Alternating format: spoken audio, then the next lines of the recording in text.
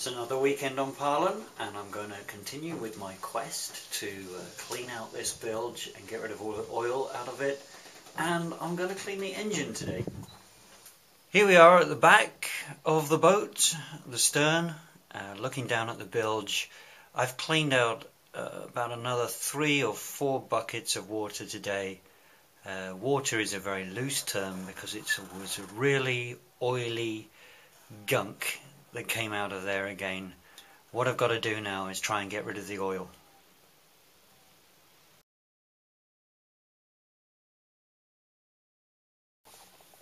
To get rid of the oil, we use these pads that are going to suck up the oil. We're going to place them in the bottom of the bilge and give it a bit of a lining. There you go. I've added that stuff all the way through the bottom of the bilge to hopefully suck up as much of this oil as possible. They told me this stuff works in the shop. I have to tell you, I'm utterly unconvinced.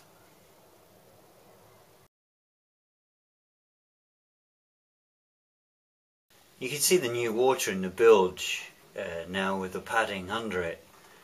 You can actually see the bottom of the bilge now, which means that's pretty clear water.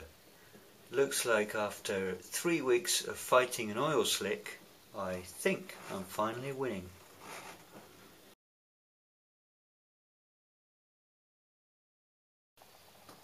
Just looking at the engine, you can see all the sort of gunge and grime on it after years of not being cleaned.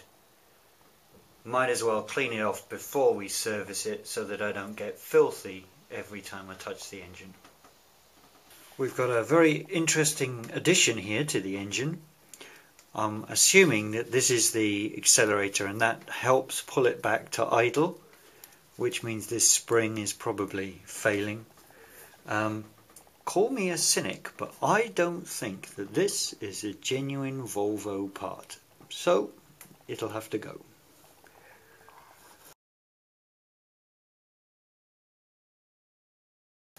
One of the benefits of cleaning an engine like this is you actually get the chance to really take a very close look at all the cables and everything like that to check everything is tight. I found one interesting thing. There's a positive cable here from the alternator going absolutely nowhere.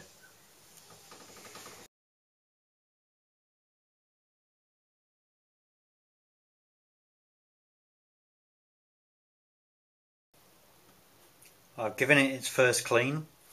It needs the same again tomorrow, but it's beginning to look shiny.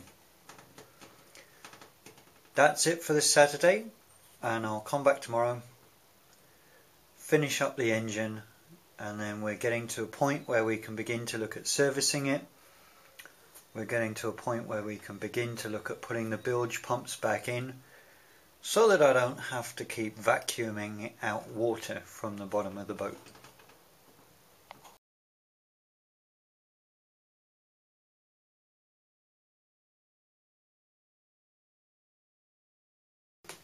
Okay, I've taken the flooring out just behind the ladder here, so that really uncovers all of the stern section of the boat. My original plan had been to just try and get the engine going as soon as possible, but in reality I had to take the fuel tank out, which is the wrong type, and I had to move the batteries out because they were in the wrong place.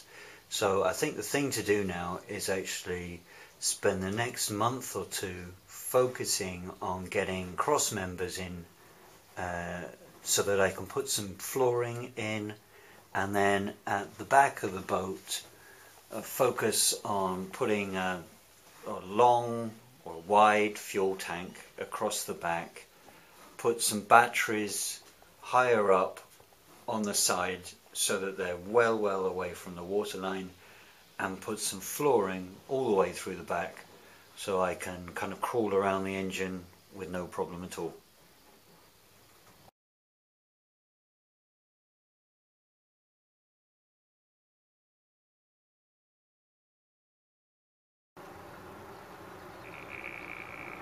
I really can't believe this. is mid-April and snow stops play on the boat. I guess it's going to be another week or two before you see the next video of me playing around with Pärlan.